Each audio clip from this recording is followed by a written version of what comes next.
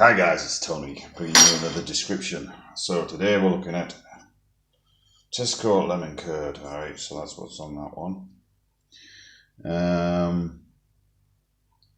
Yeah, I'm not a lemon curd fan. This was given to me, so let's see what it looks like. I've got some toast here, and we're using Country Life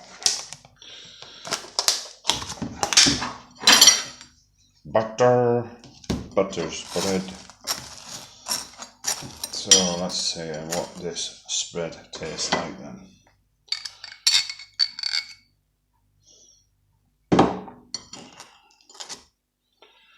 Not a great fan of it, but you know me, I'll give anything a go.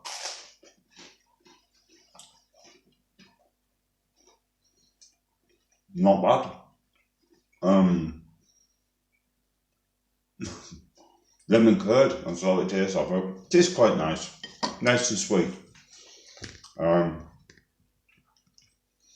But for all of you guys, you know, are thinking about it, yeah, it's as I say, I'm a jam person. It was free, so I'm just going through it, through my stuff and using stuff up. You know what it is, use stuff off my cupboards.